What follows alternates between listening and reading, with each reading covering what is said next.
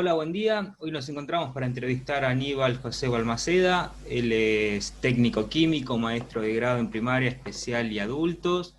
Fue secretario general de SUTEBA, que está en Echeverría, Ezeiza, entre el 2009 y 2017, y secretario general gremial de Educación de Adultos de SUTEBA, provincia de Buenos Aires. Actualmente se desempeña como secretario general de la CTA de los Trabajadores, está en Echeverría, Ezeiza. Muchas gracias, Aníbal, por esta posibilidad de entrevistarlo, y pasamos a hacer la primera pregunta, la cual consiste en cuáles son los principales problemas o desafíos vinculados al mundo del trabajo que actualmente vive Argentina, y en relación a eso, cuáles son los desafíos que tiene el sindicalismo. Bien. Bueno, buen día a todos y a todas, todes. La verdad es que primero, para caracterizar, digamos, los desafíos del mundo de trabajo, bueno, hoy en principio definir que las relaciones laborales tal cual las conocemos, obviamente se fueron modificando. Dadas las distintas coyunturas, ¿no? Lo que charlábamos un poco fuera de la entrevista es que siempre cuando uno encara una acción gremial referida a alguna reivindicación laboral sobre derechos vulnerados o mismo sobre reivindicaciones laborales en relación a lo salarial o a condiciones de trabajo o otras cuestiones, primero tener un buen diagnóstico de la situación, ¿no? Lo más cercano a la realidad. Lo que comentábamos fuera de la entrevista justamente es que nosotros venimos de un periodo de 4 años de una tercera ola neoliberal en nuestro país, digo, la primera la dictadura, la segunda la década de los 90, la tercera con el gobierno de Macri, de Cambiemos, la provincia de Buenos Aires con Vidal, donde las organizaciones de trabajadores estuvimos a la defensa, en defensiva, ante el avance sobre los derechos conquistados, los derechos adquiridos durante muchos años de lucha. Así que en principio venimos desde allí y luego cuando parece que el pueblo, nuestro pueblo ha elegido un cambio de modelo, de un modelo más justo de distribución, nos pasa lo de la pandemia, que en realidad es un fenómeno mundial, donde fundamentalmente sabemos que impacta fuertemente sobre la economía. Se espera una caída de 12 puntos en la economía mundial en promedio. Bueno, en nuestro país está calculado que va a caer 12 puntos del Producto Bruto Interno, y la verdad es que es preocupante el impacto económico. Obviamente esto lo vemos reflejados en las pérdidas de fuentes de trabajo, en las reducciones horarias, en las suspensiones en las fábricas, en también, y si hay que decirlo, la modalidad de teletrabajo que se impone ante esta situación. Si bien el teletrabajo no es nuevo, porque hay legislación al respecto, recientemente en agosto del 2020, en junio del 2020, la Cámara de Diputados tiene media sanción la ley de teletrabajo, donde el Estado eh, intenta regular esa nueva modalidad. La verdad es que los desafíos son innumerables, fundamentalmente la preocupación por recuperar el puesto de trabajo, sobre todo en los jóvenes y en las mujeres, cuya relación sobre el trabajo formal siempre menor a la de los hombres, Y la verdad que ahí hay una deuda pendiente en el sentido de que para incluir a este grupo, estos grupos poblacionales, en un contexto sumamente complicado y difícil, que lo que nos dejó el neoliberalismo, un fuerte endeudamiento, pero también una imposición sobre la relación laboral. Si nosotros nos pusiéramos a mirar un poco de qué trata el mercado laboral, bueno, hay hay un avance muy fuerte de la precarización laboral, sobre todo esto se ve en todo el trabajo relacionado con las plataformas, relacionados con bueno, estas cadenas que han proliferado en los últimos años de deliveries y demás, pero que vemos que las relaciones laborales son muy precarias. Nosotros lo veníamos advirtiendo, esta cuestión de que partíamos de un piso de un 37% de trabajadores en blanco, niveles muy bajos en relación a cómo uno concibe los derechos laborales. Y bueno, estos son los desafíos que fundamentalmente tienen que atravesar los trabajadores.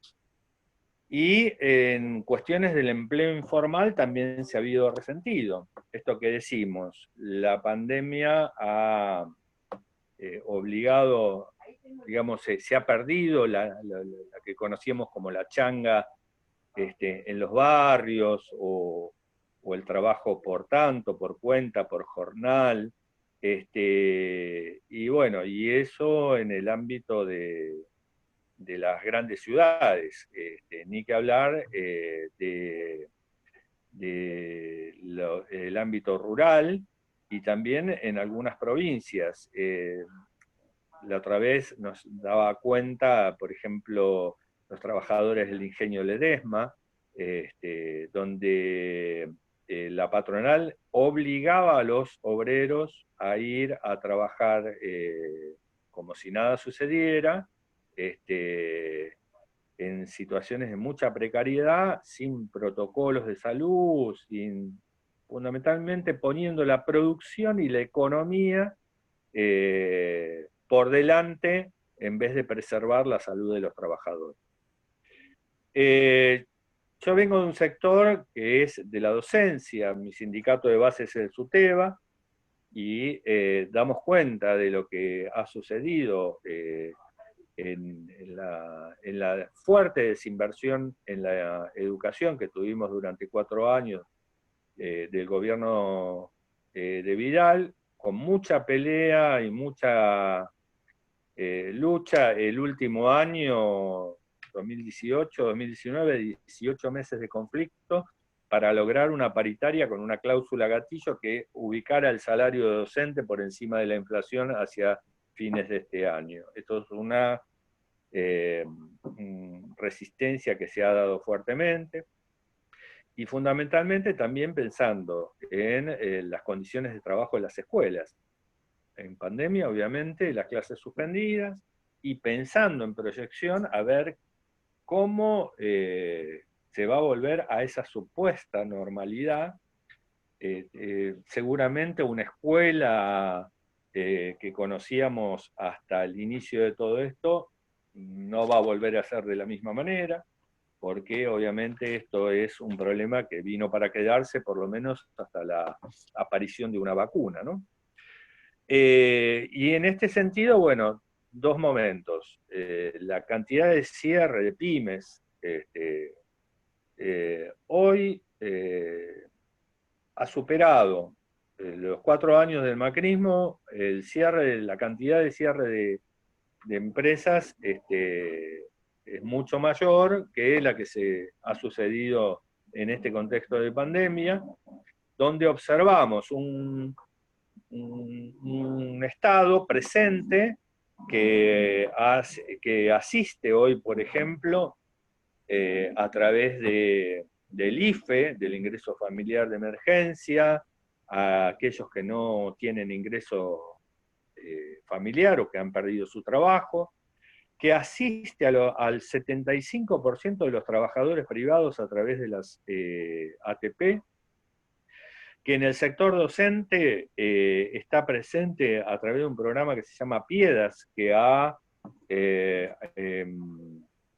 digamos, asistido a los docentes que no consiguieron trabajo, que trabajaban el año pasado y este año no lo han podido hacer, asistir con una suma de dinero, algunas voces lo llaman precarización del trabajo, pero en realidad es el Estado presente asistiendo a esos compañeros que no tienen ningún ingreso y que por ahí están ayudando en las escuelas a repartir bolsones de comida, cuadernillos para los chicos que no tienen acceso a internet.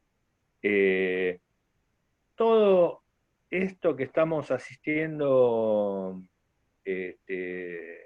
creo yo que en contraposición a lo que hemos vivido años anteriores en un estado retraído, que ha librado a la suerte a muchos trabajadores, que tuvimos que pelear el salario, condiciones de trabajo, imposición de un modelo basado en la meritocracia, en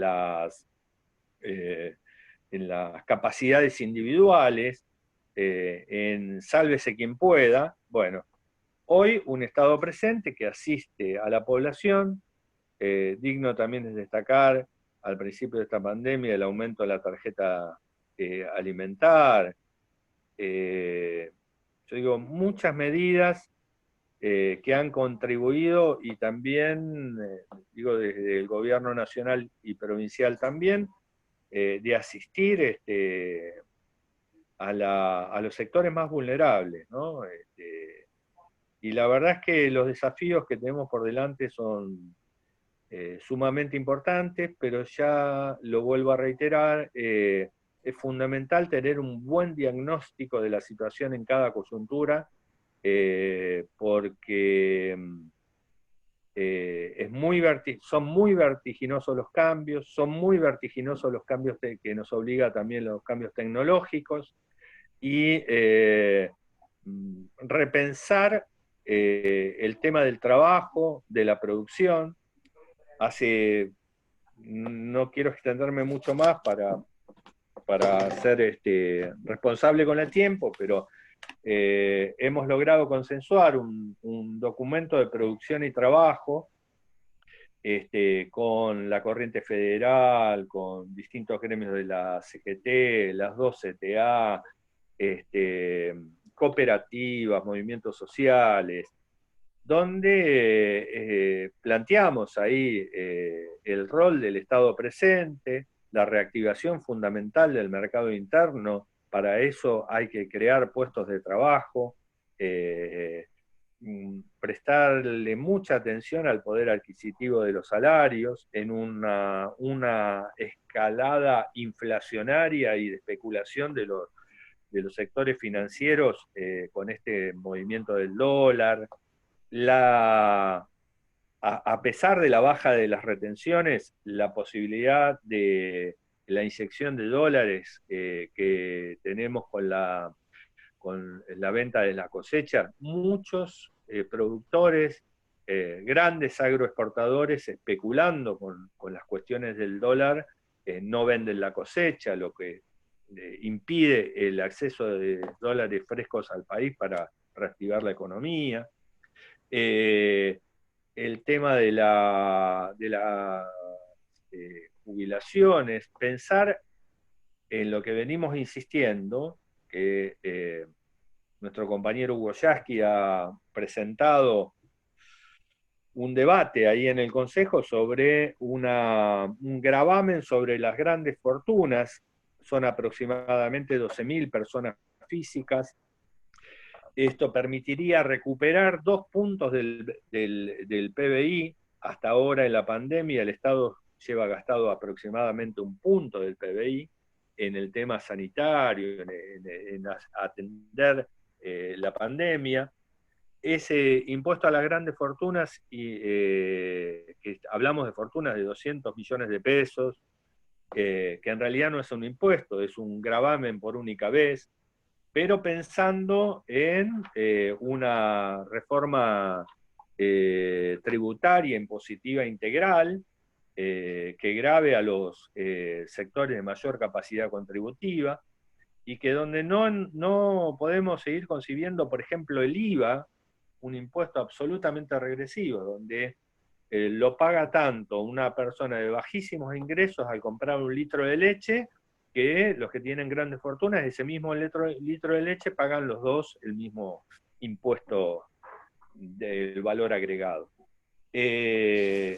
La verdad es que la producción tiene un rostro humano. Digo, no son números, no son tantos los porcentajes, me refiero que los porcentajes y las cifras el trabajador tiene rostro, tiene una familia detrás, vive en una comunidad donde desarrolla su vida, y hoy, lamentablemente, la contracara de todo este proceso que nos dejó un casi 30% de los hogares pobres, 40% de los millones de personas que vivimos en este país pobres, donde tenemos una canasta básica total basada, situada en los 45 mil pesos, y la verdad, con mucha expectativa en salir de esta crisis. Necesitamos plantear también replantearnos el modelo de producción, sobre todo en el tema agroalimentario. Hay 3 o 4 marcas líderes monopólicas de los alimentos. Esa relación se tiene que replantear. Yo creo que hay que establecer un vínculo con los productores locales, fomentar las ferias productivas, la asociación de productores, el acceso a la tierra, el acceso justo al hábitat. Por eso tenemos leyes muy progresistas que se han trabajado durante todos estos años, que no pueden tener plena vigencia porque tiene o condicionamientos económicos o porque fundamentalmente esto nos hace repensar en que la democracia no puede ser una democracia débil, dependiente de las decisiones soberanas del pueblo, concentradas únicamente en las corporaciones, tanto mediáticas como de la producción, que tenemos que superar eso. Tenemos que tomar la democracia en nuestras manos, tenemos que hacer una democracia directa, exigir la presencia del Estado como regulador y avanzar en ese sentido, en otro modelo de distribución de la riqueza que nuestro pueblo merece. Espero haber contestado la primera pregunta. No, sí, genial. Escuchándolo, usted mencionaba que es bueno tener un buen diagnóstico para saber hacia dónde vamos, ¿no? Si no tenemos un buen diagnóstico, siempre es difícil planificar y pensar iniciativas. Y también mencionaba que hubo un ataque frontal y una conflictividad alta dentro del sector educativo en el último periodo de gobierno. Lo que me lleva a pensar es que siempre cuando hay conflictividad en la educación, todo el mundo opina sobre educación, ¿no? Todo el mundo sabe qué es lo que hay que hacer con la educación, todo el mundo sabe. Pero si uno mira la historia de Argentina, el vínculo entre sindicalismo y educación siempre fue un vínculo muy, muy nutrido, ¿no? Desde las primeras escuelas de formación obrera hasta historia inmediata, la Carpa Blanca. Vinculado a eso, quisiera saber, o consultarle cuáles son para usted los principales vínculos o desafíos que tiene el actor gremial sindical, no como actor, más allá de las particulares sectoriales, y el sistema educativo o la formación de esos jóvenes, esas mujeres y todas esas poblaciones que están siempre tan atacadas desde este esquema de producción y estructura económica. Bien, vos mencionaste un hecho muy importante, yo te puedo hablar un poco más atrás también, del 88, de la Marcha Blanca, gobierno de Alfonsín. En ese momento nosotros pedíamos,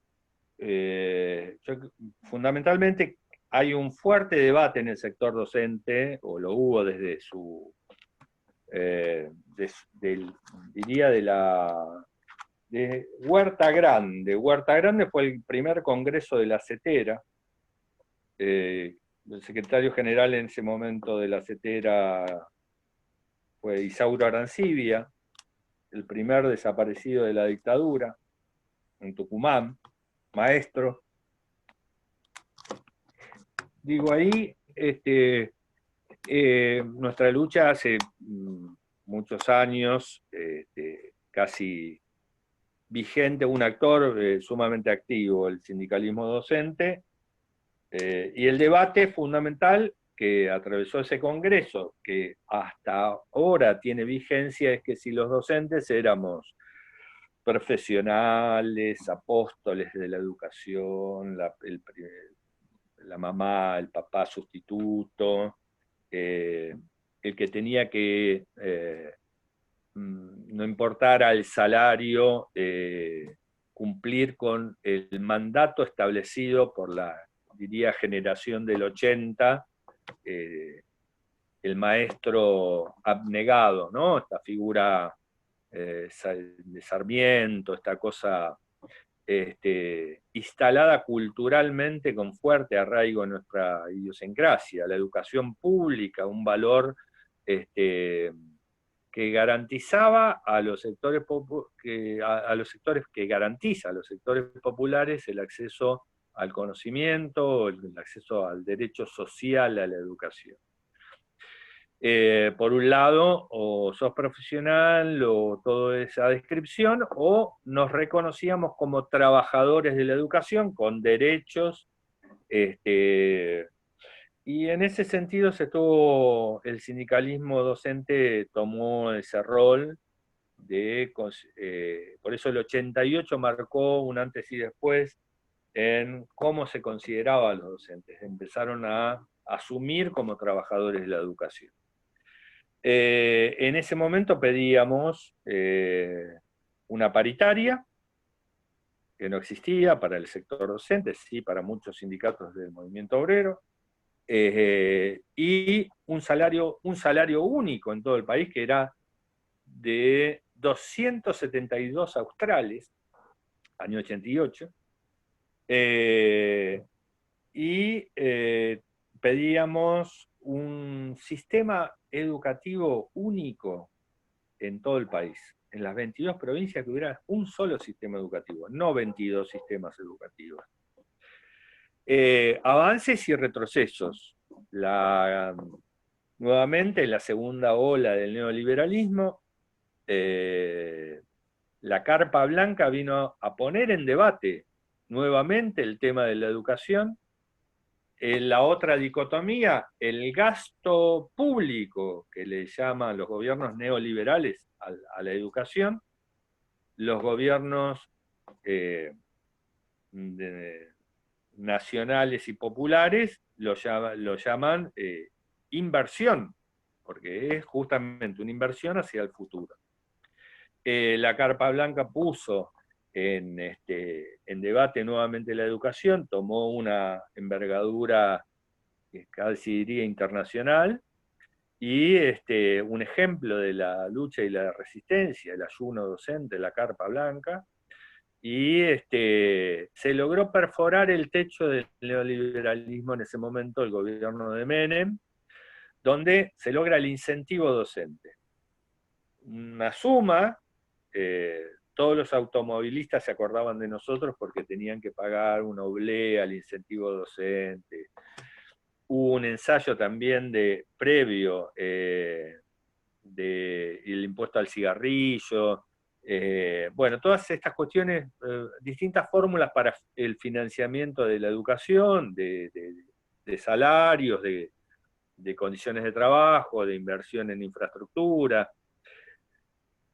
Todo ese largo camino hoy nos lleva, ni que hablar, digo, de la década ganada, ¿no? Nosotros decimos realmente la década ganada porque fue Néstor Kirchner, al que conmemoramos hace 2 días atrás, a 10 años de su fallecimiento, el que fue el primer gesto que tuvo el gobierno de Néstor Kirchner en el 2003, fue asistir al reclamo de los docentes de Entre Ríos, que venían con una larga lucha incluso de no cobrar salarios, que tomó como resultante la ley de financiamiento educativo.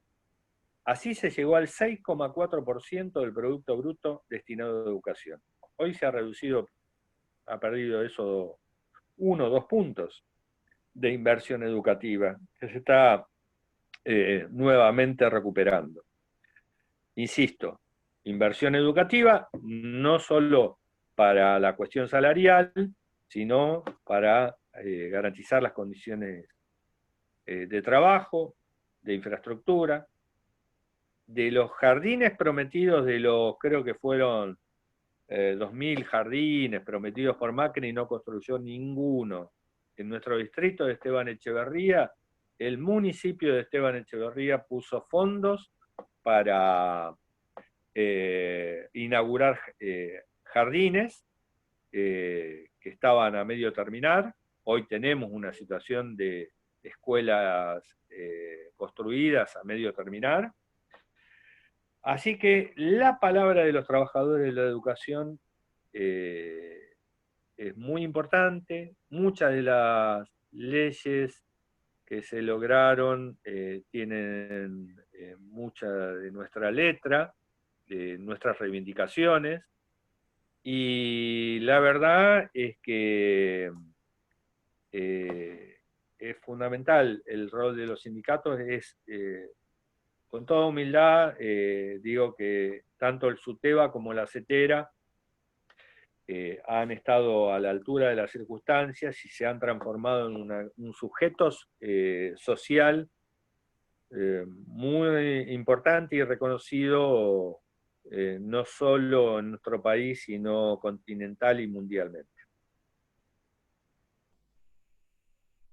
Genial.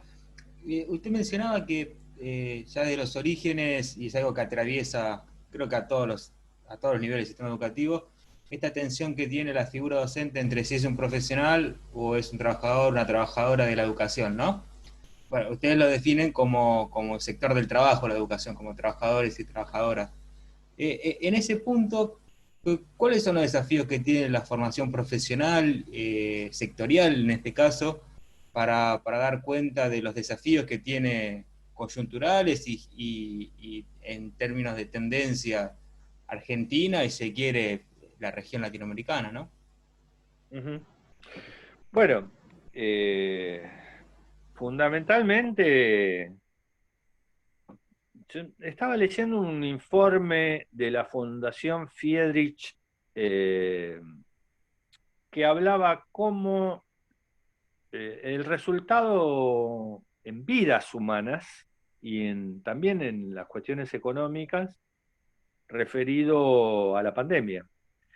Los gobiernos que han hecho una apertura al diálogo con las organizaciones sindicales, organizaciones sociales, que han abierto ese diálogo, un poco el gobierno nacional lo está proponiendo con este tema del Consejo Económico y Social, algo que ya ha existido en nuestra historia, pero que es fundamental en este momento para evitar que las confrontaciones internas nos terminen por agotar, cuando en realidad se está discutiendo los destinos de nuestro país.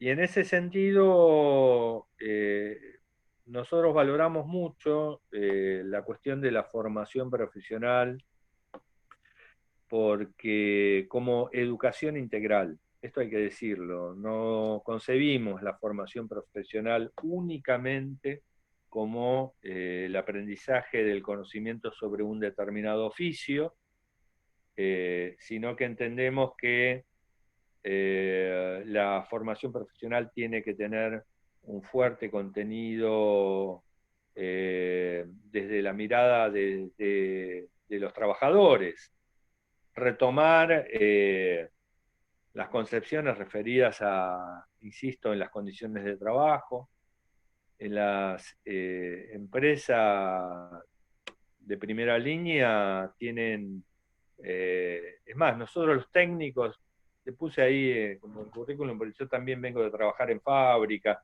y había una fuerte impronta de la seguridad e higiene en el mundo del trabajo. Estos contenidos creemos que tienen que estar son muy importantes en la formación profesional y en la actualización, porque hoy nos estamos enfrentando a el desafío de los avances tecnológicos, donde la industria automotriz, por ejemplo, los trabajadores han sido reemplazados por la robótica, en muchos casos.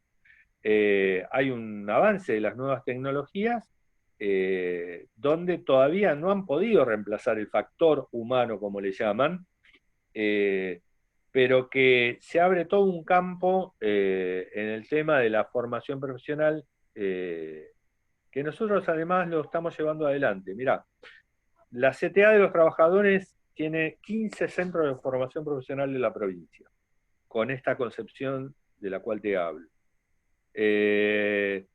Está ligada con la expectativa, muchos de los compañeros que cursan, que acceden a los cursos, tienen la expectativa de que inmediatamente van a conseguir un trabajo. Por eso también ensayamos los caminos del cooperativismo, del asociativismo. De hecho, tenemos cooperativas de trabajo, cooperativa textil, de construcción, de herrería. En función de esto se orienta la formación profesional. De este ejemplo muy particular, creemos que no solamente desde la CTA o el SUTEBA estamos impulsando esto, muchísimos sindicatos tienen escuelas de formación profesional, incluso algunos, cuando yo estudiaba mi secundaria, en Firestone, por ejemplo, tomaban